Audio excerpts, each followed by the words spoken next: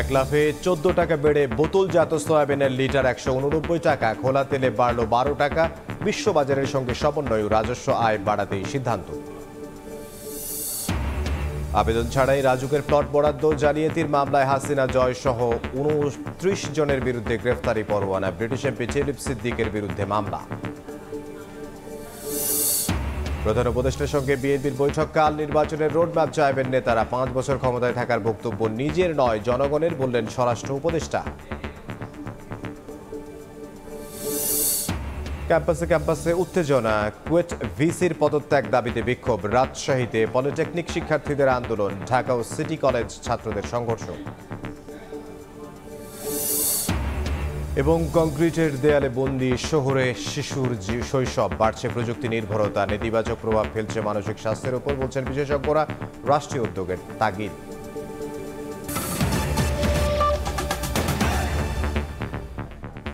সময় সংবাদের সঙ্গে আছে আমি ইমদাদুল হক। ব্যবসায়ীদের প্রস্তাব মেনে নিয়ে সয়াবিন তেলের দাম বাড়ালো সরকার। বোতলজাত সয়াবিন তেলের লিটার 14 টাকা বাড়িয়ে 189 টাকা এবং খোলা সয়াবিন তেলের লিটার 12 টাকা বাড়িয়ে 169 টাকা নির্ধারণ করেছে বাণিজ্য মন্ত্রণালয়।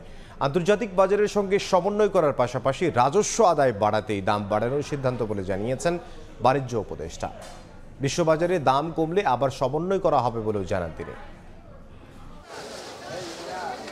সয়াবিন তেলের দাম লিটারে অন্তত 14 টাকা বাড়াতে সম্প্রতি বাণিজ্য মন্ত্রণালয়কে চিঠি দেন ব্যবসায়ীরা। এরই পরিপ্রেক্ষিতে মঙ্গলবার দুপুরে ভোজ্য তেল ব্যবসায়ী এবং সংশ্লিষ্টদের সঙ্গে বাণিজ্য সচিব সহ মন্ত্রণালয়ের ঊর্ধ্বতন কর্মকর্তাদের বৈঠক অনুষ্ঠিত হয়। বৈঠক শেষে বাণিজ্য উপদেষ্টা ভোজ্য তেলের মূল্যবৃদ্ধির পরিসংখ্যান দিয়ে সাংবাদিকদের জানান, আন্তর্জাতিক বাজারের সঙ্গে সমন্বয় এবং রাজস্ব আদায় বাড়ানোই সয়াবিনের মূল্যবৃদ্ধির কারণ। আমাদের যে ফর্মুলা আসে তাতে তেলের দাম আসে প্রায় 197 টাকা, বাট আমরা শিল্পের সাথে আলোচনার ভিত্তিতে 189 টাকায় প্রতি লিটার সয়াবিন তেল বোতলের ক্ষেত্রে এবং 20 টাকা কম হচ্ছে আপনার খোলা বাজারের জন্য। আমরা এটা নির্ধারিত হয়েছে আজকে। রাজস্ব আদায় এবং আন্তর্জাতিক বাজারের যে পণ্য যে মূল্য, দুটো সমন্বয়েই এই দামটা বেড়েছে। আন্তর্জাতিক বাজারে দাম কমলে এখানেও সমন্বয় করা হবে জানিয়ে উপদেষ্টা আরও বলেন, স্থানীয় বাজার থেকে ভোজ্য তেলের যোগান বাড়াতেই এরই মধ্যে বিভিন্ন তেল কোম্পানি উৎপাদন শুরু করেছে। প্রায় 30 লক্ষ টন তেলের একটা চাহিদা আছে, তার মধ্যে প্রায় 7 লক্ষ টন আমাদের স্থানীয় সয়াবিন তেল থেকে আসে। সেনা কল্যাণ সংস্থার যে অয়েল মিলটা আছে তাদের 3 লক্ষ টনের উৎপাদন সক্ষমতা নিয়ে তারা মাত্র 20,000 টন উৎপাদন করত। তাদের তেল তারা যেন পূর্ণ মাত্রায় উৎপাদন করতে পারে। এছাড়া আরও দুটো তেল কোম্পানি তারাও প্রোডাকশনে বাজারে এসছে। অফকোর্স ভোক্তা পর্যায়ে যে মূল্যটা বৃদ্ধি করতে আমরা বাধ্য হলাম, এই বাধ্যকতাটা আমি মনে করছি সাময়িক, এবং ইনশাল্লাহ আমরা অদূর ভবিষ্যতে এই মূল্যটাকেও নামায় আনতে সক্ষম হব। আগামী 2 সপ্তাহের মধ্যেই বাজারে চালের দাম কমে আসবে জানিয়ে পেঁয়াজ সহ অন্যান্য পণ্যের মূল্য নিয়ন্ত্রণে ব্যবস্থা নেওয়ার আশ্বাস দেন বাণিজ্য উপদেষ্টা। আমি আশা করি যে নতুন ধান উঠে আসলে বাজার আরও সহনীয় হয়ে যাবে। প্রসূন আশিস, সময় সংবাদ, ঢাকা। প্রধানমন্ত্রী পদের প্রভাব খাটিয়ে বরাদ্দ নিয়েছেন পূর্বাঞ্চলের একটি প্লট। আরেকটি প্লট দিয়েছেন নিজের ছেলে সজীব ওয়াজেদ জয়কে। এমন অভিযোগে দুদকের 2 মামলায় শেখ হাসিনা, সজীব ওয়াজেদ জয় সহ 29 জনের বিরুদ্ধে গ্রেফতারি পরোয়ানা জারি করেছেন আদালত। দুদকের অভিযোগ, কোনো আবেদন ছাড়াই নিয়ম বহির্ভূতভাবে প্লট বরাদ্দ নিয়েছেন শেখ হাসিনা ও সজীব ওয়াজেদ জয়। ক্ষমতার আড়ালে হাতিয়ে নিয়েছেন পূর্বাঞ্চলের 10 কাঠার প্লট। রাজুকে করেননি আবেদন, প্লটের কথা উল্লেখ নেই হলফনামায়ও। এমন অভিযোগে চলতি বছরের জানুয়ারিতে সাবেক প্রধানমন্ত্রী শেখ হাসিনার বিরুদ্ধে প্লট জালিয়াতির মামলা করে দুদক। পরে মার্চে অভিযোগের সত্যতা দাবি করে চার্জশিট দাখিল করেন তদন্ত কর্মকর্তা। দুদকের অভিযোগ, রাজধানীতে স্থাবর সম্পত্তি থাকা সত্ত্বেও প্রধানমন্ত্রী পদের ক্ষমতা খাটিয়ে পূর্বাঞ্চল নতুন শহরে প্লট বরাদ্দ নেন শেখ হাসিনা। শেখ হাসিনা ক্ষমতা থাকা অবস্থায় তার ছেলে সজীব ওয়াজেদ জয় এবং শেখ নামে 10 কাঠা এবং শেখ হাসিনা তার নিজের নামে 10 কাঠা প্লট সে বেআইনিভাবে তারা তাদের নামে এই প্লট দুটি নিয়ে নেয়। দুদকের আরেক মামলায় অভিযোগ, শেখ হাসিনার পাশাপাশি তার ছেলে সজীব ওয়াজেদ জয়কেও একই উপায়ে পূর্বাচলের 10 কাঠার আরেকটি প্লট বরাদ্দ দেয়া হয়। পরে মঙ্গলবার ঢাকার মেট্রোপলিটন সিনিয়র স্পেশাল জজ জাকির হোসেন গালিবের আদালত সংশ্লিষ্ট সরকারি কর্মকর্তা সহ 29 জনের বিরুদ্ধে গ্রেফতারি পরোয়ানা জারি করেন। সজীব ওয়াজেদ জয় এবং শেখ হাসিনার নামে যে দুটি প্লট, এই দুটি প্লটেরই মামলা। তো বিজ্ঞ আদালত তদন্তকারী কর্মকর্তার তদন্তের যে রিপোর্ট সেটা আমলে নেন, নিয়ে তাদের বিরুদ্ধে গ্রেপ্তারি পরোয়ানা করে আগামী 29/4 তারিখ দিন ধার্য করেন। এর আগে প্লট জালিয়াতির অভিযোগে দুদকের 4 মামলায় শেখ পরিবারের বিরুদ্ধে গ্রেফতারি পরোয়ানা জারি করা হয়েছে। আসিফ মোহাম্মদ সিয়াম, সময় সংবাদ, ঢাকা। এদিকে গুলশানে প্লট জালিয়াতির অভিযোগে ব্রিটিশ এমপি টিউলিপ সিদ্দিকের বিরুদ্ধে মামলা করেছে দুদক। সংস্থাটির মহাপরিচালক জানিয়েছেন, টিউলিপের প্রভাবে নিয়ম ভেঙে রাজুকের প্রায় 2 বিঘা জমি দখল ও প্লট ফ্ল্যাটের অনুমোদন করিয়ে নেয় ইস্টার্ন হাউজিং। এ ঘটনায় রাজুকের সাবেক 2 কর্মকর্তাকেও আসামি করা হয়েছে।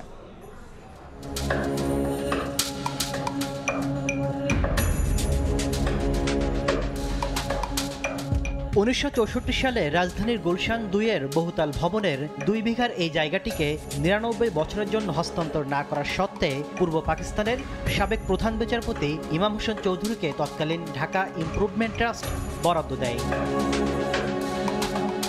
তবে 1974 সাল থেকে 2 হাত ঘুরে সেই সম্পত্তি চলে যায় ইস্টার্ন হাউজিংয়ের সাবেক চেয়ারম্যান জহুরুল ইসলামের কাছে। পরে 2020 সালে টিউলিপ সিদ্দিকের আপন খালা তৎকালীন প্রধানমন্ত্রী শেখ হাসিনা প্রভাব খাটিয়ে ইস্টার্ন হাউজিংকে লিগ্যাল পার্সন হিসেবে আমমুক্তার অনুমোদন ও 36টি ফ্ল্যাটে বিভাজনে তৎকালীন রাজুক সংশ্লিষ্টদের মাধ্যমে অনুমোদন করিয়ে নেন। এটা 99 বছরের জন্য যেই সম্পত্তি লিজকৃত ছিল, যেটা হস্তান্তরযোগ্য ছিল না, সেটা যখন হস্তান্তরযোগ্য হয়ে যায় তাহলে সেখানে অপরাধের ইনগ্রেডিয়েন্টসটা এখানে আছে। বিনিময়ে একই প্লটে 201 নম্বর ফ্ল্যাটটি ইস্টার্ন হাউজিং থেকে গ্রহণ করেন টিউলিপ। এ ঘটনায় ব্রিটিশ এমপি টিউলিপ সিদ্দিকের পাশাপাশি রাজুকের সাবেক 2 কর্মকর্তা শাহ খসরুজ্জামান ও সর্দার মোশাররফ হোসেনকেও আসামি করা হয়েছে। আর মারা যাওয়ায় আসামি তালিকা থেকে বাদ পড়েন ইস্টার্ন হাউজিং এর চেয়ারম্যান জহুরুল ইসলাম সহ আরও একজন। ইস্টার্ন হাউজিং লিমিটেডের নিকট থেকে অবৈধ সুবিধা নিয়ে রেজিস্ট্রি মূলে ফ্ল্যাট নং B/201 বাড়ি নং 5A ও 5B খতিয়ান গ্রহণ করে অপরাধ করায় তাদের 3 জনের বিরুদ্ধে দণ্ডবিধির সংশ্লিষ্ট ধারায় এবং দুর্নীতি প্রতিরোধ আইন 1947-এর 5-2 ধারায় যে মামলা রুজুর সিদ্ধান্ত গৃহীত হয়েছে। এদিন 1 কোটি 6 লাখ টাকার অবৈধ সম্পদ অর্জনের অভিযোগে খুলনা 1 আসনের সাবেক এমপি মামলা করেছে দুদক। তাসলিম তৌহিদ, সময় সংবাদ, ঢাকা। 5 আগস্ট আশুলিয়ায় লাশ পোড়ানোর মামলায় নতুন করে চাঞ্চল্যকর তথ্য পেয়েছে প্রসিকিউশন। এতদিন লাশ পোড়ানোর সঙ্গে জড়িতদের চিহ্নিত করা হলেও এখন গুলিতে কারা জড়িত সেই তথ্য মিলেছে। প্রসিকিউশন বলছেন, এই মামলার মধ্য দিয়ে শুরু হবে জুলাই গণহত্যার বিচার। এদিন এক ব্যক্তিকে 47 দিন গুম করে নির্যাতনের মামলায় সাবেক র্যাব কর্মকর্তা সোহাইলকে হাজির করার নির্দেশ দিয়েছেন ট্রাইব্যুনাল। আমরা ট্রাইব্যুনালে তাদেরকে গ্রেপ্তার দেখিয়ে জেল হাজতে প্রেরণের আবেদন করেছিলাম, সেটা মঞ্জুর হয়েছে। আমরা বলেছি যে আমরা within short time investigation report দিতে পারবো আশা করছি। অপহরণের পর গুম করে 47 দিন আয়নাঘরে আটকে রেখে নির্যাতনের নতুন এক মামলায় সাবেক র্যাব কর্মকর্তা সোহাইলকে 18 জুন হাজির করার নির্দেশ দিয়েছেন আন্তর্জাতিক অপরাধ ট্রাইব্যুনাল। 47 দিন আটক রাখার অভিযোগে রিয়ার অ্যাডমিরাল মোহাম্মদ সোহেল, তিনি র্যাবের কর্মকর্তা ছিলেন, তাকে আটক, নির্যাতন এবং মিথ্যা মামলায় দিয়ে মানবতা বিরোধী অপরাধ করার জন্য প্রোডাকশন ওয়ারেন্ট চাওয়া হয়েছে। সে অন্য 2টো মামলায়, ঢাকা 2টো মামলায় আটক আছে মেট্রোপলিটন ম্যাজিস্ট্রেট আদালতে, তার প্রোডাকশন চাওয়া হয়েছে, সেটা মঞ্জুর হয়েছে। এটা আমাদের আজকে মিসকেস প্রথম ফাইল করা হয়েছে। কোনো পিক অ্যান্ড চুজ নয়, তদন্তে যাদের নাম আসবে তাদের বিরুদ্ধেই আইনি ব্যবস্থা নেওয়া হবে বলে জানিয়েছে প্রসিকিউশন।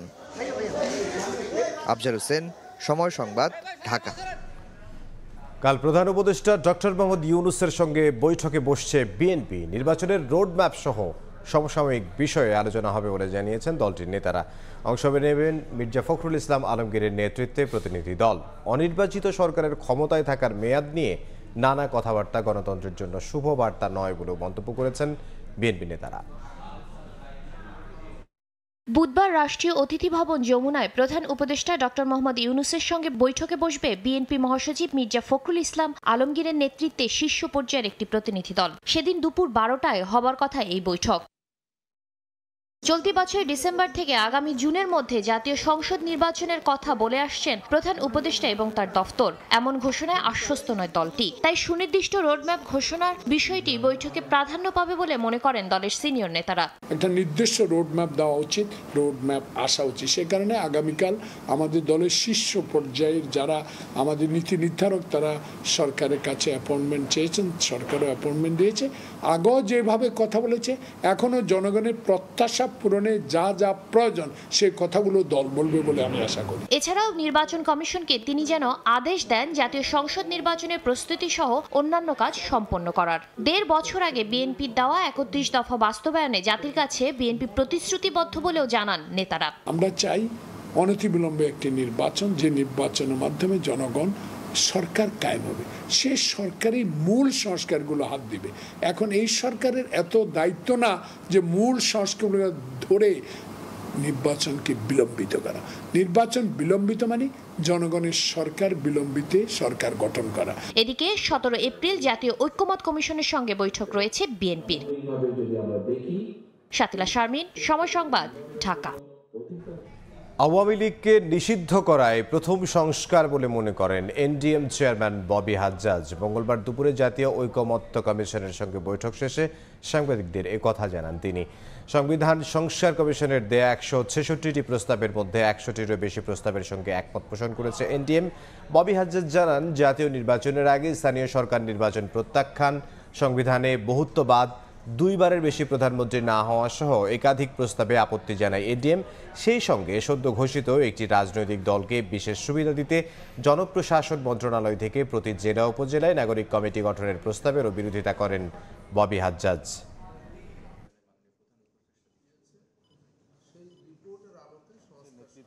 প্রধানমন্ত্রীর মেয়াদ 2 টার্মের মধ্যে সীমাবদ্ধ রাখার বিষয়েও আমরা পুরোপুরি একমত নই। রাষ্ট্রপতি প্রধান উপদেষ্টার পদ গ্রহণ করতে পারেন বলে যে বিধান রাখা হয়েছে তার সাথেও আমরা দ্বিমত পোষণ করেছি। জাতীয় নির্বাচনের আগে স্থানীয় সরকার নির্বাচন আয়োজন করার যে সুপারিশ নির্বাচন কমিশন সংস্কার প্রতিবেদনে উঠে এসেছে, আমরা তা প্রত্যাখ্যান করেছি। জাতীয়তাবাদ প্রশ্নে আমাদের ভিন্ন মত রয়েছে। অন্তর্বর্তী সরকারের 5 বছর ক্ষমতায় থাকার বিষয়টি নিজের নয়, জনগণের বক্তব্য বলে মন্তব্য করেছেন স্বরাষ্ট্র উপদেষ্টা।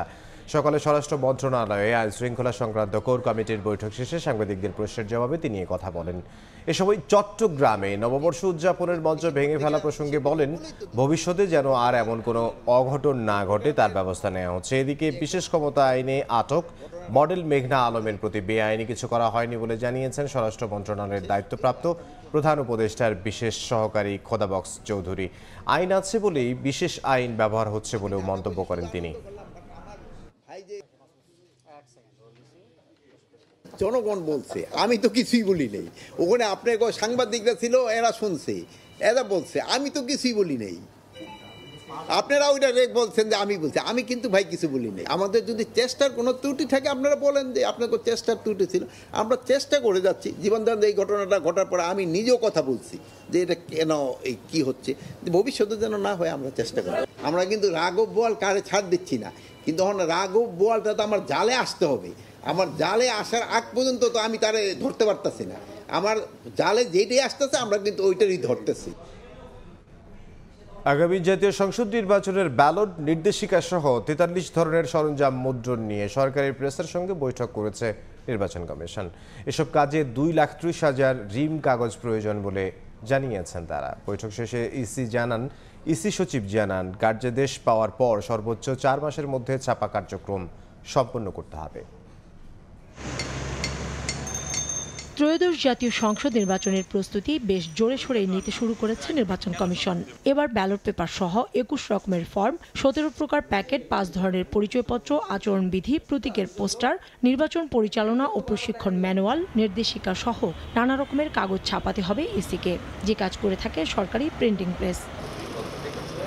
মঙ্গলবার জাতীয় সংসদ এবং ইউনিয়ন পরিষদ ছাড়া স্থানীয় সব নির্বাচনের ব্যালট পেপার ও নির্বাচনী সামগ্রী মুদ্রণ নিয়ে বিজি প্রেস, মুদ্রণ ও প্রকাশনা অধিদপ্তর এবং গভর্নমেন্ট প্রিন্টিং প্রেসের সঙ্গে বৈঠক করল নির্বাচন কমিশন। বৈঠকের পর কমিশনের সিনিয়র সচিব জানালেন, নির্বাচন সামগ্রী ছাপাতে 2,30,000 রিমের মতো কাগজ লাগবে। আমাদের যে আসন্ন যে নির্বাচন, সেটা আমাদের কাগজের পরিমাণ কি পরিমাণ লাগে সে সম্পর্কে একটা ধারণা নেওয়া, আমাদের বাজেটের সংস্থানের ব্যাপারটা এটার সাথে। আর দ্বিতীয় জিনিসটা হচ্ছে যে আমাদের অতীত নির্বাচনের কিছু কাগজপত্র যেটা বিজি প্রেসে স্টেক করে রাখা আছে, সেগুলোর গুণগত মান যদি নষ্ট হয়ে থেকে থাকে তাহলে সেইগুলোর কে ডিসপোজালের ব্যবস্থাটা করা। এসব কার্যক্রম শেষ করতে 4 মাস আগে কার্যাদেশ চেয়েছেন ছাপাখানা সংশ্লিষ্টরা। কাগজের পরিমাণ কতটুকু এবং আপনার কতদিন লিড টাইম লাগতে পারে, এই হিসাবগুলোকে আমরা একটু নিজেদেরকে প্রস্তুত রাখার জন্য এই আলোচনাগুলো করেছি। লিড টাইম হিসেবে ওনাদেরকে বলেছেন যে মোটামুটিভাবে 3 মাস মতন লাগে, আর সে সাথে আরও একটু যদি ফ্লেক্সিবিলিটি থাকে তাহলে আমাদের 4 মাসের ভিতরে আমরা সম্পূর্ণ প্রকিউরমেন্টটা করতে পারেন। এছাড়া আইন মন্ত্রণালয়ের পাঠানো সংস্কার কমিশনের 166টি প্রস্তাবনার মধ্যে আশু বাস্তবায়নযোগ্য বিষয়ে 30 এপ্রিলের মধ্যে সিদ্ধান্ত জানাবে কমিশন। কাউসার চৌধুরী কুমু, সময় সংবাদ, ঢাকা। সময় সংবাদে আরও থাকছে, ভারত পাচার চক্রের খপ্পরে পড়ে মিয়ানমারে 2 বছর কারাবন্দী 20 কিশোর ভূমিকম্পে ক্ষতিগ্রস্তদের ত্রাণ দেওয়া শেষে নৌবাহিনীর জাহাজে দেশে ফিরলে সবাই।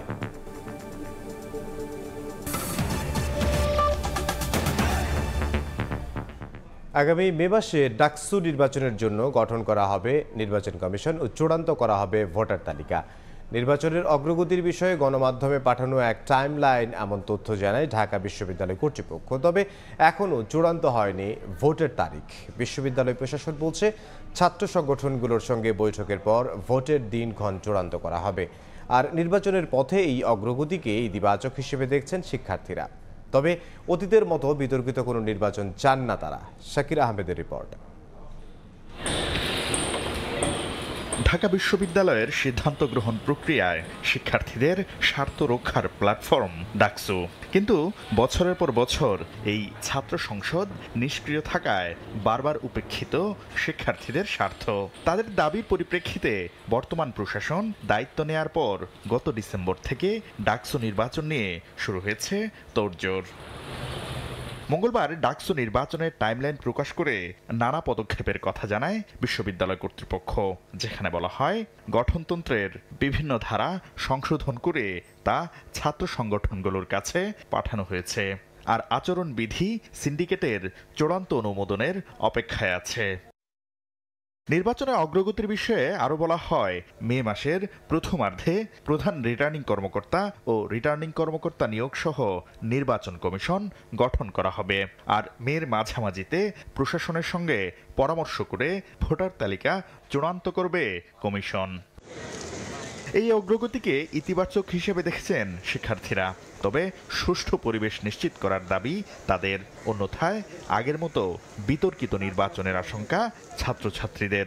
ডাকসু হতেই হবে, অ্যান্ড সেটা অ্যাকচুয়ালি এই যে এতদিন পর হচ্ছে সেটাই অ্যাকচুয়ালি কোশ্চেনেবল। এটা নিয়মিতভাবে হওয়া উচিত। পুরাতন রাজনৈতিক দল বা নতুন যে রাজনৈতিক দল হলো তাদের প্রভাবমুক্ত একটা প্যানেল আমরা পাবো, হয়তো স্বতন্ত্র মেজরিটি থাকবে, যেখানে স্টুডেন্টদের মতামতকে প্রাধান্য দেওয়া হবে, বা যেখানে যে প্যানেলটা হচ্ছে সরকারকে কোয়েশ্চেন করতে পারবে। দেখা যাচ্ছে যে হলে কোনো রকম অসুবিধা করতে পারে অথবা প্রভাব খাটাতে পারে, এতে প্রভাবে অপব্যবহার করতে পারে, এমন কেউ আসুক, এটা আমরা চাই না। মূলত কবে হতে পারে ডাকসু নির্বাচনের ভোট গ্রহণ, এমন প্রশ্নে বিশ্ববিদ্যালয় প্রশাসন বলছে অংশীজনদের সঙ্গে বৈঠকের পর ভোটের তারিখ চূড়ান্ত করা হবে। তারা তো প্রধানতম স্টেক হোল্ডার, তারা নির্বাচনে অংশগ্রহণ করবেন। তো এই রেঞ্জটা বলার আগে আমরা তাদের সাথে আরেকবার মত বিনিময় করব।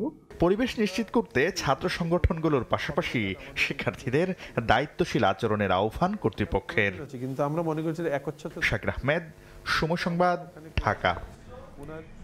37 শিক্ষার্থীকে সাময়িক বহিষ্কারের সিদ্ধান্ত প্রত্যাহারের দাবিতে বিক্ষোভ করেছেন খুলনা প্রকৌশল ও প্রযুক্তি বিশ্ববিদ্যালয়ের শিক্ষার্থীরা। সিন্ডিকেটের সিদ্ধান্ত প্রত্যাখ্যান করে তালা ভেঙে হলে ঢুকেছেন তারা। দ্রুত ক্লাস শুরুর পাশাপাশি উপাচার্যের পদত্যাগ দাবি শিক্ষার্থীদের। দীর্ঘদিন ধরে বন্ধ ক্যাম্পাস, বিক্ষোভ কর্মসূচির ডাক দিয়ে হলের তালা ভেঙে প্রবেশ করেন শিক্ষার্থীরা। সোমবার খুলনা প্রকৌশল ও প্রযুক্তি বিশ্ববিদ্যালয়ের 101তম সিন্ডিকেট সভায় গত 18 ফেব্রুয়ারি ক্যাম্পাসে সংঘর্ষের ঘটনায় জড়িত থাকার অভিযোগে 37 শিক্ষার্থীকে সাময়িক বহিষ্কারের সিদ্ধান্ত নেওয়া হয়। একই সঙ্গে আগামী 4 মে একাডেমিক কার্যক্রম এবং 2 মে হল খুলে দেওয়া হবে বলে জানানো হয়। তবে বহিষ্কার ও হল খুলে দেওয়ার এই সিদ্ধান্ত প্রত্যাখ্যান করে আন্দোলন শুরু করেন শিক্ষার্থীরা।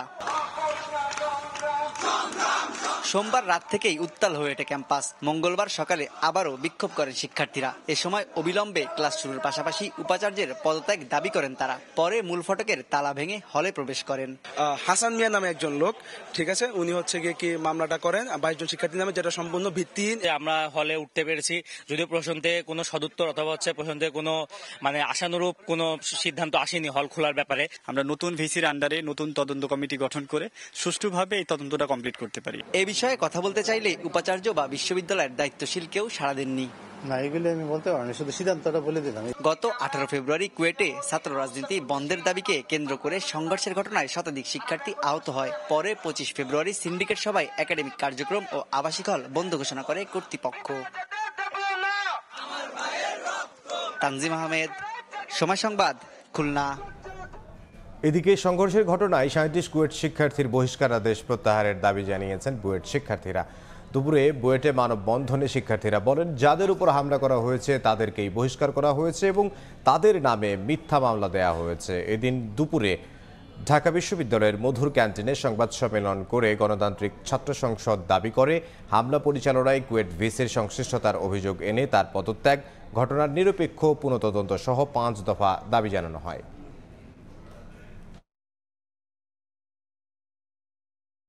কুয়েটে ছাত্রদল যুবদলের মামলা এবং শিক্ষার্থীদের বহিষ্কারের বিষয়ে পূর্ণ নিরপেক্ষ তদন্ত করে দোষীদের চিহ্নিত করে শাস্তি নিশ্চিত করতে হবে।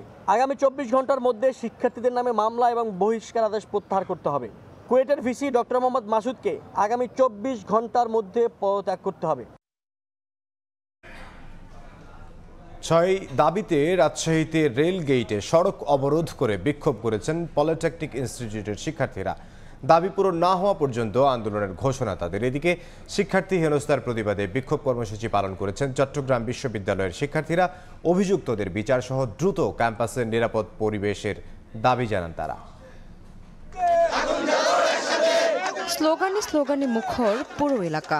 6 দফা দাবি আদায়ে রাজপথে শিক্ষার্থীরা।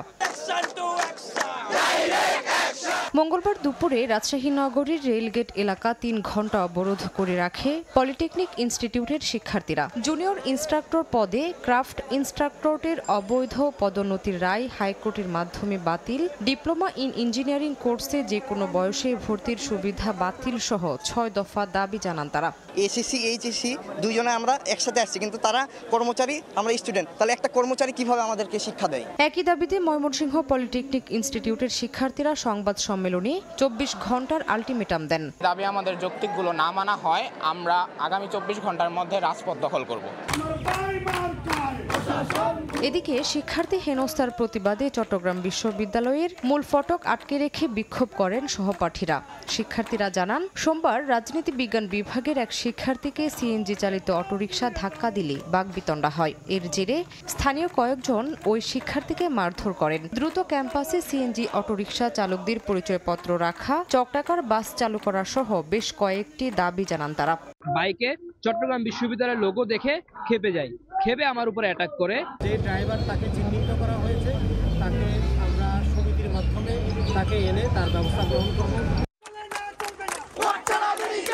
পর্যাপ্ত ওয়ার্ড সুবিধা না দেয়া এবং দ্রুত হাসপাতাল চালুর দাবিতে অনির্দিষ্টকালের জন্য ক্লাস বর্জন কর্মসূচি পালন করছেন সুনামগঞ্জ মেডিকেল কলেজের শিক্ষার্থীরা। ট্রান্সপোর্ট, চিকিৎসা সরঞ্জাম সংকট সহ বেশ কয়েকটি দাবি তাদের। হসপিটালে আমরা ওয়ার্ড আর ইন্টার্ন করার সুযোগ পাই, সেখানে যেন পর্যাপ্ত সুবিধা দেওয়া হয়। তবে আন্দোলনকারীদের দাবি পূরণের আশ্বাস দিয়েছে কর্তৃপক্ষ।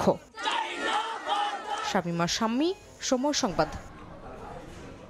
তুচ্ছ ঘটনাকে কেন্দ্র করে সিটি কলেজ ও ঢাকা কলেজের শিক্ষার্থীদের মধ্যে সংঘর্ষ হয়েছে। এতে সায়েন্স ল্যাব ও নিউ মার্কেট এলাকায় উত্তেজনা ছড়িয়ে পড়ে। পরে দুপক্ষকে সরিয়ে দিয়ে পরিস্থিতি নিয়ন্ত্রণে আনে পুলিশ। ঢাকা কলেজের শিক্ষার্থীদের দাবি, সিটি কলেজের ছাত্ররা ঢাকা কলেজের একাধিক শিক্ষার্থীকে মারধর করে আইডি কার্ড ছিঁড়ে ফেলে। এর জের ধরেই সৃষ্টি হয় উত্তেজনা। অন্যদিকে ঢাকা কলেজের শিক্ষার্থীরাই আগে আক্রমণ করে বলে দাবি সিটি কলেজের ছাত্রদের। সংঘাত হয়েছিল নিজেদের ভিতরে, যেটা পরবর্তীতে আসলে পুরো কলেজের মধ্যে ছড়িয়ে পড়ে, 2 কলেজের মধ্যে ছড়িয়ে পড়ে। র্যাগিং এর জন্য ওরা প্রতিবাদ করছে, প্রতিবাদের ফলে এত বড় একটা সংঘর্ষে পরিণত হয়েছে। ঢাকা কলেজের এক ইন্টারমিডিয়েট একটা ছেলের কাছ থেকে আইডি কার্ড ছিল, সিটি কলেজের ছেলে এসে তার আইডি কার্ডটা নিয়ে গেছে। ওদের ফ্রেন্ডরাই মূলত এইভাবে পাল্টা ধাওয়া করছে। সিটি কলেজ আর ঢাকা কলেজ এরকম পাল্টা ধাওয়া হয়েছে। শিক্ষার্থীদের সরিয়ে দিয়ে পরিস্থিতি নিয়ন্ত্রণে আনে নিউ মার্কেট ও ধানমন্ডি থানা পুলিশ। অপ্রীতিকর ঘটনা এড়াতে 2 কলেজের শিক্ষকদের সঙ্গে কথা বলে ব্যবস্থা নেওয়া হচ্ছে বলেও জানানো হয়। রাস্তাটা কিছুটা বন্ধ করার ট্রাই করেছিল আমাদের ওসি সাহেব সহ বাকিরা, এবং আমাদের ফোর্স ওদের ডিসপার্স করে দিয়েছে। ফেসবুক বা নারী ঘটিত বিভিন্ন ঘটনাকে কেন্দ্র করে এই ঘটনাগুলো ঘটে।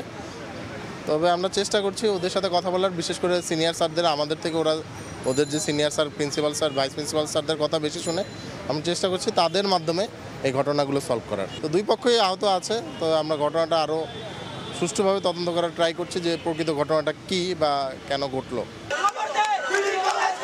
সংঘর্ষের ঘটনায় 2 কলেজের বেশ কয়েকজন শিক্ষার্থী আহত হয়েছেন বলে জানায় পুলিশ।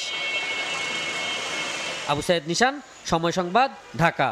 আসছে বাজেটের মূল লক্ষ্য আমদানি রফতানি বাণিজ্যে শুল্ক অশুল্ক সব ধরনের বাধা দূর করা।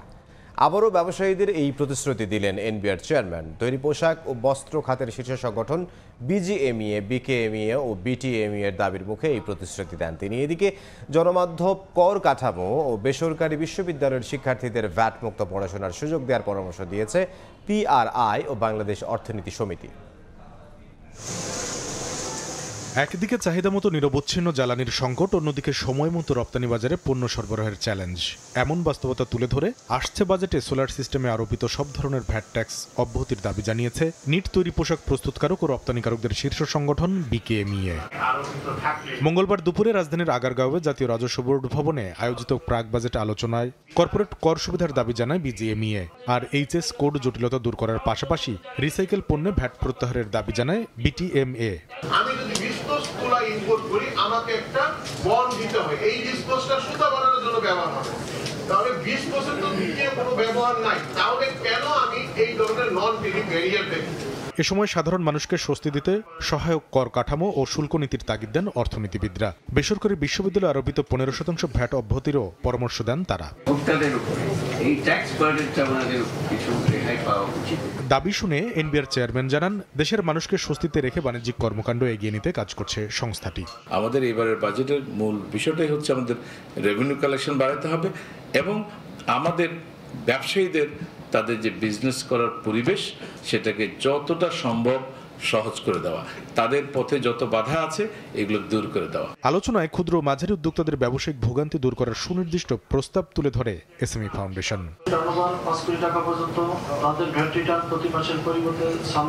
কামরুল হাসান সবুজ, সময় সংবাদ, ঢাকা। গার্মেন্টস শিল্পকে বেকায়দায় ফেলে রাজনৈতিক চাপ তৈরি করতে ট্রান্সশিপমেন্ট বাতিল করেছে ভারত, এমন অভিযোগ ব্যবসায়ীদের। সংকট কাটাতে চট্টগ্রাম ও সিলেট বিমানবন্দরে কার্গো সুবিধা নিশ্চিতের দাবি তাদের। পাশাপাশি ইউরোপ এবং আমেরিকান রুটে চলাচলকারী বিদেশি কার্গো বিমান সংস্থাগুলোকে বাংলাদেশে ব্যবসার সুযোগ দেওয়ার তাগিদ। আশরাফুল আলম মামুনের ক্যামেরায় বিস্তারিত জানাচ্ছেন কমল দে। জাহাজে পণ্য পাঠানোর ক্ষেত্রে যাবতীয় খরচ বিদেশি বায়ার প্রতিষ্ঠান বহন করলো, বিমানে পাঠানোর ভাড়া গার্মেন্টস মালিকদেরকেই পরিশোধ করতে হয়। কিছুটা কম খরচে এয়ার শিপমেন্ট করতে গত 3 বছরের বেশি সময় বাংলাদেশি গার্মেন্টস ব্যবসায়ীরা ভারতকে বেছে নিয়েছিল। কিন্তু ভারতের ট্রান্সশিপমেন্ট বাতিলের সিদ্ধান্ত কিছুটা সংকটে ফেলেছে বাংলাদেশের ব্যবসায়ীদের। তবে তা অনেকটা সাময়িক বলে মত তাদের। র ম্যাটেরিয়ালসটা ইম্পোর্ট করে যে লিড টাইমটাতে আমরা এক্সপোর্ট করতে হয়, টাইম আমরা কভার করতে পারি না। টাইমিংয়ের ক্ষেত্রে গিয়ে অলমোস্ট কার্গো কিন্তু আমাদের ইয়ার করতে হয়। ট্রান্সশিপমেন্ট বাতিলের ক্ষেত্রে ভারতের এই সিদ্ধান্তকে রাজনৈতিক বলে মনে করছেন তারা। হঠাৎ করে কোনো জিনিস এভাবে বাতিল করার কোনো নিয়ম নাই। সঠিক সময় মাল যাওয়া, অন্য রুট আমাদের সিলেকশন করা, এটার জন্য আমাদের জন্য একটা বিব্রতকর একটা পরিস্থিতি হয়েছে। ভারতের এই সিদ্ধান্ত বাংলাদেশের সক্ষমতা বাড়ানোর সুযোগ হিসেবে দেখছেন ব্যবসায়ীরা। বাংলাদেশ থেকে যদি আমরা ইউরোপের যে কোনো একটি ফ্রি কান্ট্রি যেমন হল্যান্ডে একটি সরাসরি কার্গো ফ্লাইট চালু করি, এছাড়া ইউএসের সাথেও যদি ক্যাথে প্যাসিফিক বা সিঙ্গাপুর এয়ারলাইন্সের মাধ্যমে আমরা ডিরেক্ট কার্গো সার্ভিস চালু করি তাহলে আমার মনে হয় না এটা খুব বেশি সমস্যার সম্মুখীন হব। 2024 সালের জানুয়ারি থেকে 2025 সালের মার্চ পর্যন্ত 15 মাসে ভারতের ট্রান্সশিপমেন্ট সুবিধা নিয়ে রপ্তানি হয়েছে মাত্র 5,640 কোটি টাকা মূল্যের 35,000 মেট্রিক টন পণ্য। গত 4 দশকে বাংলাদেশের তৈরি পোশাক খাত এর চেয়ে বড় চ্যালেঞ্জ এবং সংকট মোকাবেলা করে এসেছে। তাই গার্মেন্টস ব্যবসায়ীরা আশা করছেন বিকল্প রূপ তৈরি করা গেলে এই সংকট সহসাই কাটানো যাবে।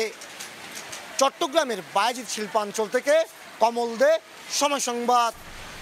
এবারই প্রথম ভারতের সঙ্গে মিল রেখে বঙ্গোপসাগরে চলছে 58 দিনের মাছ ধরায় নিষেধাজ্ঞা। এতে দেশে মাছের উৎপাদন বাড়বে বলে মনে করেন জেলেরা। তবে তারা বলছেন নিষেধাজ্ঞা চলাকালে সরকার যে খাদ্য সহায়তা দেয় তা দিয়ে পরিবার নিয়ে 2 মাস চলার উপযোগী নয়। সরকারি সহায়তা বাড়ানোর দাবি জেলেদের। অলস পড়ে আছে মাছ ধরার নৌযান। নিষেধাজ্ঞা শুরু হওয়ায় মঙ্গলবার সকাল থেকে ট্রলার নিয়ে উপকূলে ভিড়তে থাকেন জেলেরা। সোমবার মধ্যরাত থেকে সাগরে চলছে 58 দিনের মাছ ধরার নিষেধাজ্ঞা। দেশের সীমানায় ঢুকে ভারতীয় জেলেদের মাছ ধরার দীর্ঘদিনের অভিযোগ ছিল, তাই এবারই প্রথম ভারতের সঙ্গে মিলিয়ে বাংলাদেশে একই সময়ে দেয়া হয় এই নিষেধাজ্ঞা কর্মসূচি। এতে মাছের উৎপাদন বাড়বে বলে মনে করেন জেলেরা। তবে তাদের দাবি নিষেধাজ্ঞা চলাকালে সরকারের পক্ষ থেকে যে খাদ্য সহায়তা দেয়া হয় তা দিয়ে পরিবার নিয়ে 2 মাস চলার উপযোগী নয়। আমাদেরকে যে 86 কেজি চাউল দেওয়া হয় 2 ভাগ করে, এগুলো আমাদের মোটেই হয় না। সরকার পক্ষ থেকে যদি কিছু চাউল হোক কোনো কিছু অনুদান দিত হয়তো অনেকটা ভালো হইতো, এরা চলতে পারতো। যেহেতু আগে ভারতের ট্রলার আমাদের বাংলাদেশের ভিতরে এসে মাছ ধরে নিয়ে যেত, এখন সেই সুযোগটা হচ্ছে না। আমি অন্তর্বর্তীকালীন সরকারকে ধন্যবাদ জানাই। সামুদ্রিক মৎস্য সম্পদ সংরক্ষণ এবং টেকসই মৎস্য আহরণের জন্য 15 এপ্রিল থেকে 11 জুন পর্যন্ত চলবে মাছ ধরায় নিষেধাজ্ঞা। এ সময় কোস্ট গার্ড, নৌবাহিনী ও মৎস্য বিভাগের টাস্ক ফোর্স সমুদ্রে অভিযান চালাবে। ওমর ফারুক, সময় সংবাদ। সময় সংবাদে আরও থাকছে। বিপিএল এর টিকিট বিক্রিতে অনিয়ম সহ মুজিব বর্ষের কনসার্টে প্রায় 19 কোটি টাকা লোপাটের অভিযোগ। বিসিবি কার্যালয়ে অভিযানে প্রাথমিক সত্যতা পাওয়ার দাবি দুদকের।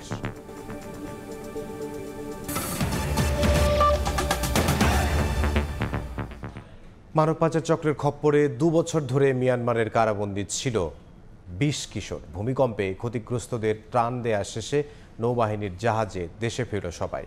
দুপুরে চট্টগ্রামে ফিরেছে বাংলাদেশ নৌবাহিনীর যুদ্ধজাহাজ সমুদ্র অভিযান। ত্রাণকর্তা হিসেবে নৌবাহিনীকে পেয়ে উচ্ছ্বসিত কিশোরেরা। শেখর ত্রিপুর ক্যামেরায় বিস্তারিত জানাচ্ছেন কমল দে।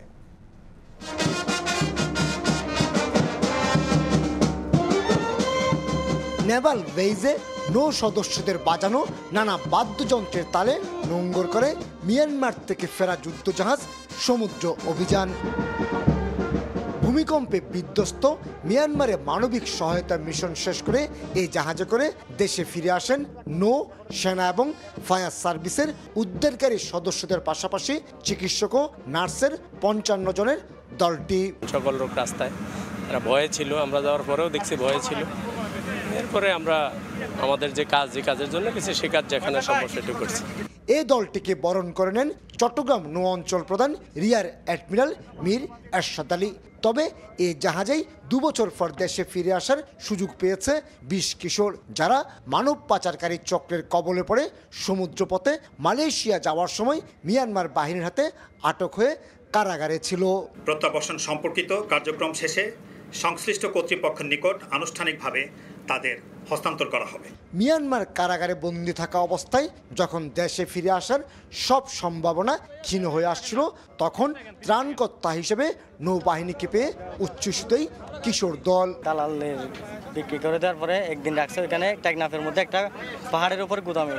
ওইখান থেকে আমাকে একদিন পরে পাচার করে দেওয়া হয় মায়ানমারে আমাকে ওইখানে মারধর করে টাকা নিয়েছে 1 লাখ টাকা। 120 মেট্রিক টন ত্রাণ ও চিকিৎসা সামগ্রী নিয়ে চট্টগ্রাম ছেড়েছিল নেভাল শিপ সমুদ্র অভিযান। পরে 11 এপ্রিল মিয়ানমারের ইয়াঙ্গুন বন্দরে পৌঁছানোর পর 75 জনকে নিয়ে 13 এপ্রিল আবারও চট্টগ্রামের উদ্দেশ্যে রওনা দেয় জাহাজটি। মঙ্গলবার দুপুরে চট্টগ্রাম নেভাল বেজে নোঙ্গর করে যুদ্ধজাহাজটি। ভূমিকম্প দুর্গত মিয়ানমারে ত্রাণ সহায়তা এবং উদ্ধার কার্যক্রম করে ফিরে এসেছে যুদ্ধজাহাজ, সমুদ্র অভিযান, ফিরে এসেছেন চিকিৎসক এবং 55 জন উদ্ধারকারী। চট্টগ্রামের নেভাল বেস থেকে কমল দে, সময় সংবাদ। শৈশব মানেই বন্ধুদের সঙ্গে দৌড়ঝাঁপ, হইচই, রঙিন দিন রাত। কিন্তু শহরের কংক্রিটের দেয়ালের ফাঁকে আটকে থাকা শিশুদের শৈশব যেন কাটছে নিঃসঙ্গতায়। খেলার মাঠের অভাব ও ব্যস্ত পারিবারিক জীবন শিশুকে গড়ে তুলছে একা, নিঃসঙ্গ আর আবেগশূন্য মানুষ হিসেবে, যার অনেকটাই ব্যতিক্রম গ্রামের শিশুদের ক্ষেত্রে। গ্রামের চেয়ে শহরের শিশুরা হচ্ছে অতিরিক্ত প্রযুক্তি নির্ভর, যা শিশুদের মানসিক স্বাস্থ্যের উপর ফেলছে নেতিবাচক প্রভাব। সমাজবিজ্ঞানীরা বলছেন, শিশুদের জন্য খেলার মাঠ নিশ্চিত করার পাশাপাশি প্রয়োজন রাষ্ট্রীয়ভাবে নিরাপত্তা নিশ্চিত করা। উম্মে হানির প্রতিবেদন।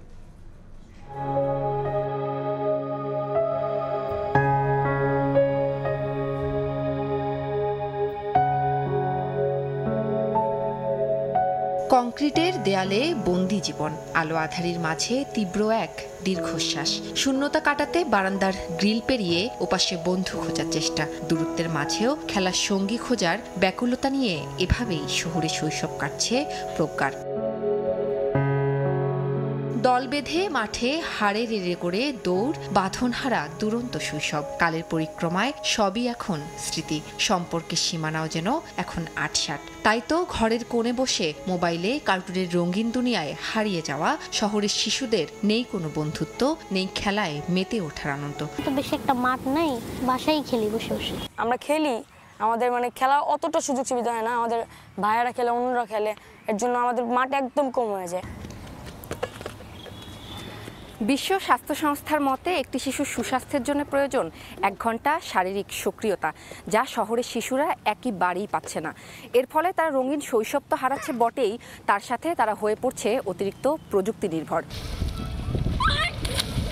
তবে ব্যতিক্রম গ্রামের শিশুদের বেলায়। নদীর পানিতে ডুব সাঁতার, বন্ধুদের সাথে খুনসুটি, গল্পে শৈশব এখানে মুক্ত পাখির মতো, যেন বইয়ের বাইরে শেখার আছে এক বিশাল জগৎ। এই শিশুদের ছেলেবেলা রঙিন হয় প্রকৃতির অফুরন্ত রঙে, দিন কাটে একান্ত পারিবারিক আবহে।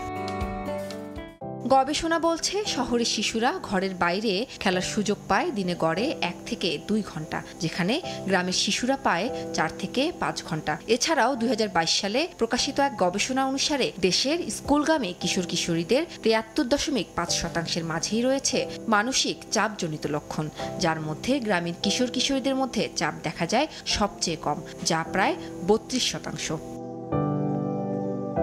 দীর্ঘদিন একাকিত্ব নিয়ে শৈশব পার করছে যেসব শিশু, তাদের মানসিক বিকাশে পড়ছে নেতিবাচক প্রভাব। কমিউনিকেশন স্কিল বলেন বা অন্যান্যদের সাথে বিভিন্ন অ্যাডভার্স সিচুয়েশন বা বিভিন্ন এনভায়রনমেন্টে, বিভিন্ন সোশ্যাল সিচুয়েশনে ওদের এই ক্যাপাবিলিটিটা কম্পারেটিভলি গ্রামের বাচ্চাদের তুলনায় একটু পুয়ার। নিরাপত্তার ক্রাইসিসটা দূর করতে পারে এবং কিছু দৃশ্যমান মেজার নিতে পারে। খেলাধুলার মাঠ এবং এক্সটেন্ডেড পরিবার বাসা নিয়ে আসলাম এবং আমরা তাদের সাথে বাচ্চাদের সময় কাটাতে দিলাম এবং এক্ষেত্রে তারাও মূল্যবোধে শিক্ষিত হলো। প্রযুক্তির নেতিবাচক প্রভাবে গ্রামের শিশুদের রঙিন শৈশবও ধীরে ধীরে হচ্ছে ধূসর। সেজন্য শহর কিংবা গ্রাম সবখানেই প্রয়োজন শিশুর বাড়তি যত্ন ও সুরক্ষা, যাতে প্রতিটি শিশুই তার শৈশবকে মনে রাখতে পারে রঙিন জলছবির মতো। না হয় আক্ষেপে পূর্ণ তার শৈশবের দায়ভার বর্তাবে আমাদের সবার উপর। উম্মে হানি, সময় সংবাদ, ঢাকা।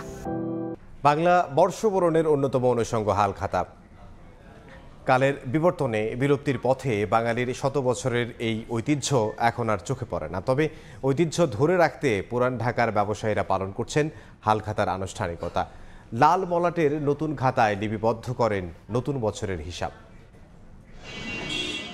হালখাতা উৎসব বাঙালির চিরায়ত এক ঐতিহ্য। পুরনো বকেয়ার হিসেব চুকিয়ে নতুন করে সম্পর্ক গড়ার দিন এটি। চিঠি দিয়ে ক্রেতাদের আমন্ত্রণ জানিয়ে মিষ্টিমুখ করানোর রেওয়াজও বেশ পুরনো। হাসি মুখে ক্রেতা বিক্রেতা চুকিয়ে নেন তাদের দেনা পাওনা। তবে আধুনিকতার এই যুগে লাল টালি খাতার জায়গা দখল করে নিয়েছে প্রযুক্তি। ভাটা পড়েছে হালখাতার কার্ড দেওয়ার রেওয়াজেও। তাই গুটিকতক দোকানে এবছর হালখাতার আনুষ্ঠানিকতা হলেও নেই আগের মতো জৌলুস। নিয়ম রক্ষাতে যেটা করা হয় ওইভাবে আর কি চলতেছে। আগে আমরা দাওয়াত দিতাম, এখন দেওয়া হয় না। সারা বছর তাদের সাথে একটা লেনদেন আছে, বছরের একটা দিন প্রথম দিন তাদের আনি মিষ্টিমুখ করার চেষ্টা করি যাতে তাদের সাথে সুসম্পর্কটা আরও গভীর থাকে। স্বর্ণের বাজারে যেই প্রকট যে বৃদ্ধি পাচ্ছে এর জন্য আমাদের কাস্টমার খুবটাই কম। ব্যবসায়ীরা বলছেন বকেয়া দামে এখন বেচাকেনা খুব কমে যাওয়ায় বছরান্তে বাকির খাতায় হিসেব পড়ে থাকে শূন্য। তবুও বাঙালি ঐতিহ্য ধরে রাখতে নিয়ম পালন করেন তারা। গোল্ডের দাম বেশিতে হওয়াতে এখন সব নগদেই হচ্ছে, বাকি বারটা টোটালি বন্ধ হয়ে গেছে। আমরা যেহেতু বাঙালি, আমরা চেষ্টা করব যে আমরা যেন এটার ধারাবাহিকতা বজায় রাখতে পারি। যতদিন বাংলা আছে, বাংলাদেশ আছে, ততদিন এটা থাকবে, এটা যাবে না। তবে বংশ পরম্পরায় এই ঐতিহ্যকে বয়ে নিয়ে যেতে চান পুরান ঢাকার ব্যবসায়ীরা। অন্তরা সেন, সময় সংবাদ, ঢাকা। বাংলা নববর্ষ উপলক্ষে রাজশাহীতে অনুষ্ঠিত হচ্ছে ঐতিহ্যবাহী লাঠি খেলা। নগরীর আলুপট্টি মোড় এলাকায় আছেন সহকর্মী শাহিন আলম, সরাসরি যাব তার কাছে। বাঙালির জাতীয় জীবনের অন্যতম একটি ঐতিহ্যবাহী খেলা হচ্ছে এই লাঠি খেলা। বাঙালির যদি শিকড় অনুসন্ধান করতে যাই বা আমরা যদি শিকড়টা অনুসন্ধান করি তাহলে সংস্কৃতির অন্যতম অনুষঙ্গ হিসেবে সর্বপ্রথম এই লাঠি খেলাকে আমরা খুঁজে পাবো। রাজশাহীতে এই ঐতিহ্যবাহী এই লাঠি খেলার আয়োজন করেছে বাংলাদেশ জাতীয়তাবাদী দল বিএনপি রাজশাহী জেলা শাখা। মূলত রাজশাহী জেলা শাখার যিনি আহ্বায়ক আবু সাইদ জাদ, তার উদ্যোগে এই লাঠি খেলার আয়োজন করা হয়েছে। মূলত বিকেল 4:30টায় রাজশাহী নগরীর আলুপট্টি মোড় থেকে এই যারা লাঠি খেলায় অংশ নিয়েছেন তারা একটি আনন্দ শোভাযাত্রা বের করেন। এই শোভাযাত্রাটি শহরের বিভিন্ন সড়ক প্রদক্ষিণ করে রাজশাহী শহরের মুক্তমঞ্চ এলাকায় এসে তারা জড়ো হয়েছেন এবং তারা এই লাঠি খেলায় অংশ নিয়েছেন, লাঠি উৎসবে অংশ নিয়েছেন। এখানকার যারা আয়োজক আছেন আমরা সবার সঙ্গে কথা বলেছি। আয়োজকরা আমাদেরকে জানিয়েছেন আসলে আমাদের যারা পূর্বপুরুষ রয়েছেন, জমিদাররা রয়েছেন, তারা এই লাঠির মাধ্যমে নিজেদের শক্তির জানান দিতেন এবং এই লাঠির মাধ্যমে তারা বিভিন্ন শত্রুদেরকে আসলে মোকাবেলা করতেন। যুগ যুগ ধরে এই লাঠির মাধ্যমে তারা আসলে শোষক শ্রেণীর বিরুদ্ধে তারা কথা বলে গেছেন, এমনটি তারা কিন্তু আমাদের জানিয়েছেন। এই ঐতিহ্যকে আসলে টিকিয়ে রাখতে, এই ঐতিহ্যকে ধরে রাখতে এমন খেলার আয়োজন করেছেন। মূলত বাংলা নববর্ষকে সামনে রেখে তারা জাতীয়তাবাদী দল বিএনপি নানা অনুষ্ঠানের আয়োজন করেছে এবং গতকাল দিনব্যাপী তারা নানান অনুষ্ঠানে তারা লিপ্ত ছিলেন এবং আজকে আমরা দেখেছি যে তারা লাঠি খেলার আয়োজন করেছেন। এই লাঠি খেলায় বিভিন্ন শ্রেণী পেশার মানুষ এই লাঠি খেলায় যুক্ত হয়েছে এবং তারা নিজেদের মধ্যে এই লাঠি খেলা খেলছেন এবং তারা বলছেন যে এই লাঠির মাধ্যমে কিন্তু তারা যে আন্দোলন করছেন এবং স্বৈরাচার পতনেও কিন্তু তারা এই লাঠির ভূমিকা অন্যতম ছিল বলে তারা আমাদেরকে জানিয়েছেন। মূলত এই লাঠি খেলা এখনকার সময় না, এটি আমাদের পূর্বপুরুষরা কিন্তু এই লাঠি খেলা খেলতেন এবং জমিদারদের এবং শোষক শ্রেণীর বিরুদ্ধে লাঠি ছিল একটি অন্যতম প্রতীক। তো এই ছিল আমার কাছে রাজশাহী থেকে যা লাঠি খেলা অনুষ্ঠিত হচ্ছে তার সর্বশেষ খবর। রাজশাহী থেকে সহকর্মী শাহিন আলম। নানা আয়োজনে ভারতের পশ্চিমবঙ্গে উদযাপিত হয়েছে বাংলা নববর্ষ। কলকাতার যাদবপুরের শোভাযাত্রা ছিল ব্যতিক্রমী আয়োজন।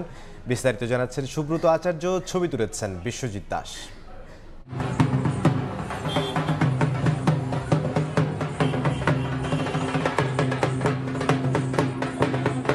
নতুন বাংলা বছরকে স্বাগত জানাতে সকাল থেকেই উৎসবের আমেজ ছিল পশ্চিমবঙ্গ জুড়ে। কলকাতার রাজপথে চোখে পড়ে মানুষের ঢল। কেউ পরেছেন নতুন জামা, কেউ বা লাল পাড় শাড়ি, কেউ আবার হাতে করে এনেছেন শঙ্খ, উলুধ্বনি আর ঢাকের তালে মেতে উঠেছেন সবাই। দক্ষিণ কলকাতার বাঘা যতীনের শোভাযাত্রা দিনের আয়োজনের অন্যতম বলে স্বাভাবিকভাবেই বাঙালির চোখ ছিল সেখানে। অনেকেই পরিবার পরিজন নিয়ে দল বেঁধে পায়ে পা মিলিয়েছেন শোভাযাত্রায়। বছরের প্রথম দিনের এই আয়োজনে বাঙালির চিরাচরিত সংস্কৃতির নানা রূপ তুলে ধরা হয়েছিল বিভিন্ন মোটিভের মধ্য দিয়ে। শুধু শহরের সংস্কৃতি নয়, গ্রামাঞ্চলের বাঙালি কৃষ্টিকে তুলে ধরার চেষ্টাও করেছেন শিল্পীরা। এছাড়াও কলেজ স্ট্রিট, ধর্মতলাতেও বাংলা বর্ষবরণের আয়োজন চোখে পড়ে। রাজ্য সরকারও বাঙালির এই উৎসব সার্বজনীন করার উদ্যোগ নেয়। রবীন্দ্র সদন নন্দন চত্বরে সাংস্কৃতিক আয়োজন করা হয়। গান, কবিতা, নৃত্য আর নাটক দিয়ে সাজানো হয় বর্ষবরণের আয়োজন। শুভেচ্ছা জানিয়েছেন রাজ্যের মুখ্যমন্ত্রী মমতা বন্দ্যোপাধ্যায়।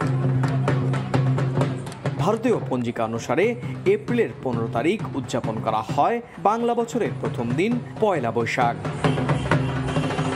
এই মঙ্গল শোভাযাত্রায় পা মেলালেন সব বয়সের, সব শ্রেণী পেশার সাধারণ মানুষ এবং শোভাযাত্রা থেকে সকলেই সমস্বরে আওয়াজ তুললেন এবছরটি হয়ে উঠুক গোটা বিশ্বে সাম্প্রদায়িক সম্প্রীতির এক উজ্জ্বলতম বছর। দক্ষিণ কলকাতার যাদবপুরের বাঘাযতীন এলাকা থেকে সুব্রত আচার্য, সময় সংবাদ। 2025 সালে হজের পবিত্র মৌসুমকে সামনে রেখে কঠোর ব্যবস্থা নিচ্ছে সৌদি সরকার। হজের সময়সীমার মধ্যে বৈধ অনুমতি ছাড়া সৌদিতে অবস্থানকারীদের জন্য আর থাকছে না কোনো সুযোগ। অননুমোদিত হজ যাত্রীদের ঠাঁই মিলবে না মক্কার কোনো হোটেল, মোটেল বা রেস্ট হাউসে, এমন নির্দেশ দিয়েছে সৌদি আরবের পর্যটন মন্ত্রণালয়। আরিফুর রহমানের রিপোর্টে বিস্তারিত।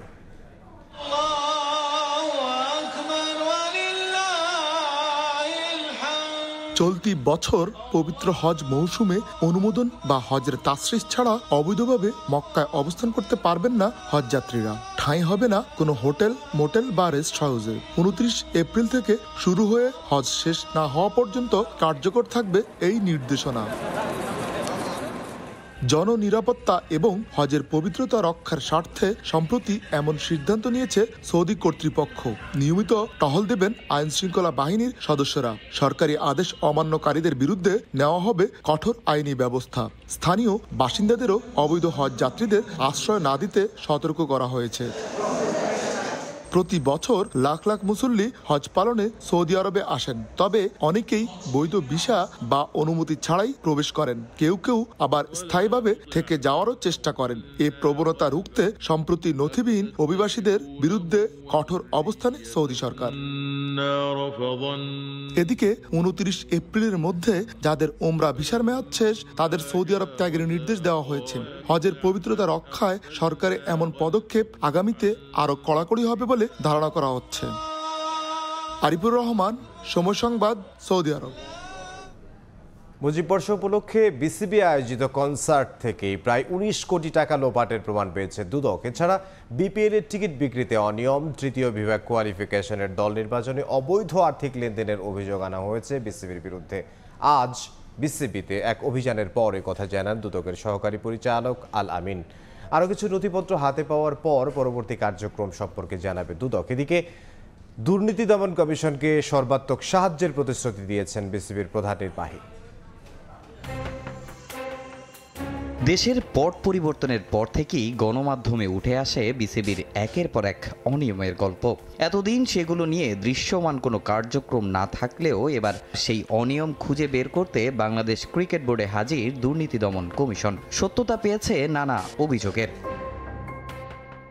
বিপিএল এর লাভের চেয়ে ক্ষতিটাই বেশি। বিগত দিনে এমন গল্পই শোনাতেন সাবেক বোর্ড কর্তারা। গেল 8 বছরে টিকিট থেকে আয় মাত্র 15 কোটি, অথচ শেষ আসরই এসেছে 13 কোটি টাকা। সেই জায়গাতেই খটকা দুদকের। প্রাথমিক সত্যতা মিলেছে মুজিব শতবর্ষের নামে 19 কোটি টাকার দুর্নীতিরও। প্রাথমিকভাবে মনে হচ্ছে যে অসঙ্গতি আছে, কারণ আপনি টিকিট সেলিং এর ব্যাপারটা যদি আপনি দেখেন তাহলে বুঝতে পারবেন।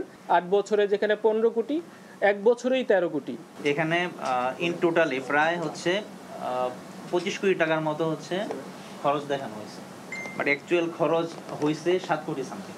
দীর্ঘদিন বন্ধ থাকার পর এবার চালু হয়েছে ঢাকা তৃতীয় বিভাগ বাছাই পর্ব লীগ। অংশগ্রহণ করেছে 60 দল। কিন্তু আগে কেন বন্ধ ছিল এই লীগ? কিভাবেই বা তৃতীয় বিভাগ লিগে অংশ নিত নতুন ক্লাবগুলো? গুরুতর আর্থিক অনিয়মের অভিযোগ উঠেছে সাবেক 2 জন সহ বর্তমান এক বোর্ড কর্তার বিরুদ্ধে। বিগত বছরগুলোতে 2 থেকে 3টা অথবা 4টা টিম অংশগ্রহণ করত, আর এবছর 1 লক্ষ টাকা ফি করে দেওয়াতে 60টা দল অংশগ্রহণ করেছে। তাহলে বোঝা যাচ্ছে যে আগে হয়তোবা অংশগ্রহণ করার এরকম স্বাধীনতা ছিল না। আগের বোর্ডে প্রধান নির্বাহী কর্মকর্তা হিসেবে ছিলেন নিজামউদ্দিন চৌধুরী। এখনও তার কাঁধেই রয়েছে দায়িত্ব। স্বাভাবিকভাবেই অনেক বিষয় জানা থাকার কথা তার, যদিও তদন্তাধীন বিষয়ে মুখ খুললেন না সিইও। এটা একটা অভিযোগটা যেহেতু তদন্ত হচ্ছে, এই বিষয়ে আমার এই মুহূর্তে কিছু বলা ঠিক হবে না। 3 সদস্যের প্রতিনিধি দল এদিন অভিযান চালান বিসিবিতে। অভিযোগের প্রতিটা বিষয়ই পেয়েছেন প্রাথমিক সত্যতা। কয়েকদিনের মধ্যেই জমা দেয়া হবে মূল রিপোর্ট। তামিম হোসেন, সময় সংবাদ, ঢাকা। জিম্বাবুয়ের বিপক্ষে টেস্ট সিরিজকে সামনে রেখে তৃতীয় দিনের মতো অনুশীলন করেছেন টাইগাররা। প্রথমবারের মতো উপস্থিত হেড কোচ সহ দলের সব সদস্য। 2 ম্যাচ টেস্ট সিরিজ সামনে রেখে গেল রোববার থেকে শুরু হয় ক্রিকেটারদের অনুশীলন, কিন্তু ডিপিএল এর কারণে প্রথম দিন সব ক্রিকেটার আর সোমবারের অনুশীলনে ছিলেন না হেড কোচ ফিল সিমন্স। যোগ দিয়েছেন স্পিন বোলিং কোচ সোহেল ইসলামও। নতুন ফিল্ডিং কোচের অধীনে সকাল 8:30টায় শুরু হয় ক্রিকেটারদের প্রস্তুতি। তৃতীয় দিনের মতো নেটে গতির ঝড় তুলেছেন পেসাররা। এরপর সিনিয়র সহকারী কোচ সালাউদ্দিনের ক্লাসে নিজেদের ঝালিয়ে নিয়েছেন মমিনুল শান্তরা। 20 এপ্রিল প্রথম টেস্টের আগে আরও 4 সেশন নিজেদের ঝালিয়ে নেওয়ার সুযোগ পাবে টাইগাররা। নতুন টেস্ট সাইকেল শুরুর আগে নিজেদের ফিরে পাওয়ার চ্যালেঞ্জ ব্যাটসম্যানদের।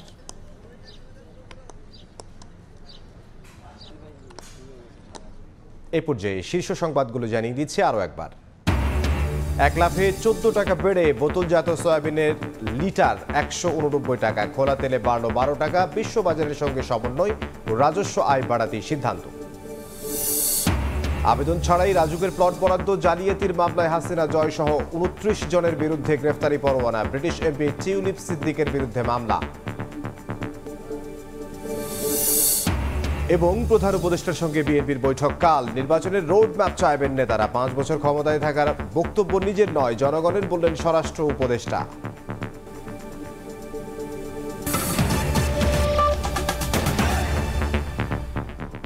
এই ছিল সময় সংবাদের সঙ্গে থাকুন সময়ের।